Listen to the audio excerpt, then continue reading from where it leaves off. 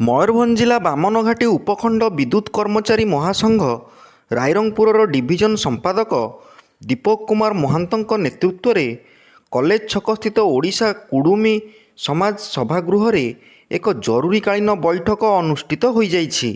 ଏଥିରେ ଟାଟା ପାୱାର କର୍ମଚାରୀମାନଙ୍କୁ ଛଟେଇ କରିବା ପାଇଁ ପ୍ରୟାସ ଜାରି କରିଛି। ତାହାକୁ ଓଡ଼ିଶା ବିଦ୍ୟୁତ କର୍ମଚାରୀ ମହାସଂଘ ତୀବ୍ର ବିରୋଧ କରିଥିଲେ। ବିଦ୍ୟୁତ କର୍ମଚାରୀମାନେ ସେଠାରେ ଶପଥ ନେଇଥିଲେ, ଟାଟା ପାୱାର କର୍ମଚାରୀମାନଙ୍କୁ ଛଟେଇ କରେ ତାହେଲେ ଟାଟା ପାୱାର ବିରୁଦ୍ଧରେ ଆନ୍ଦୋଳନ ଜୋରଦାର ହେବ। ଆଗାମୀ ଦିନରେ କାର୍ଯ୍ୟବନ୍ଦ ଆନ୍ଦୋଳନ ହେବ ବୋଲି ଚେତାବନୀ ଦେଇଥିଲେ। ଏଥିରେ ସଂଘର ସଦସ୍ୟ ଉଦୟଭାନୁ ବେହେରା, ଅମିୟ ସ୍ୱାଇଁ, ସଞ୍ଜୟ ନାୟକ, ରଞ୍ଜନ ସେଠୀ, ବୀରସିଂ ମାର୍ଣ୍ଡି ତଥା ଅନ୍ୟମାନେ ପରିଚାଳନାରେ ସହଯୋଗ କରିଥିଲେ।